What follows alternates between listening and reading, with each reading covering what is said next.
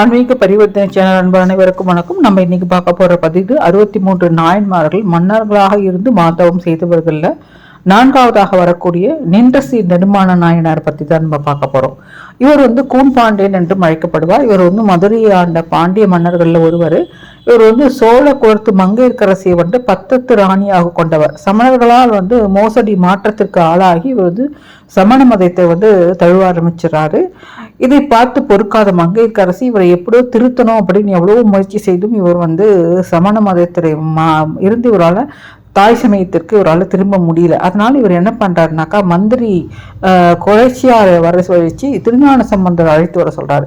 திருஞான சம்பந்தர் மதுரைக்கு வந்தவொடனே அவர்கிட்ட இந்த மாதிரி இவர் இந்த சமணர் மதத்தை இவர் மாறிட்டாரு, இவர் எப்படியாவது தாய் சமயத்திற்கு திருப்பி கொண்டு வரணும்னு சொல்லிட்டு அவர்கிட்ட இவர் சொல்றப்போ திருஞான சம்பரம் மதுரையிலேயே தங்க ஏற்பாடு பண்றாரு.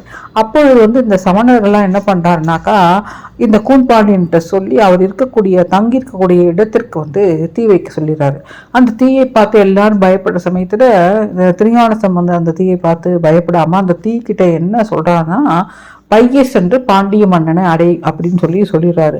அதனால அந்த நெருப்பு மெதுவாக வெக்கை நோயாக இந்த பாண்டிய மன்னன் இந்த கூன் பாண்டியனை தாக்கிறது.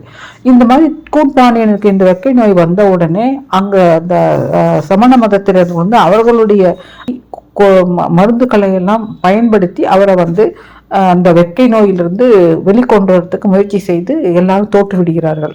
அப்பொழுது என்ன பண்றாருன்னா, திருஞான சம்பந்தர் அவரை போய் பார்க்க போன உடனே அப்போ கூன் பாண்டியன் அவர் பக்கத்துல அமர சொல்ற உடனே இவர் என்ன பண்றாருனாக்கா, திருநீர் பதிகம் பாடி அவருக்கு திருநீர் இட்ட உடனே அவருடைய அந்த வெக்கை நோய் குறைய ஆரம்பிக்கிறது.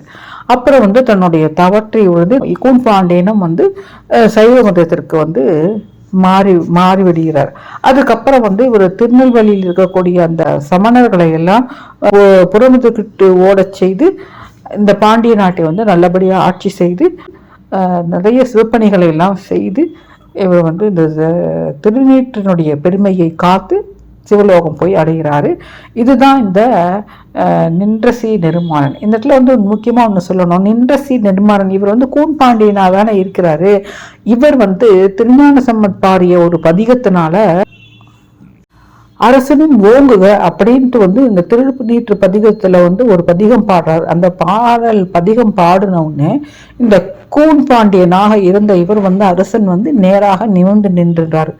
இது ஒரு பெரிய சிறப்பு. இதெல்லாம் தான் இவரை தாய் சமயத்திற்கு திரும்ப வைக்கிறது.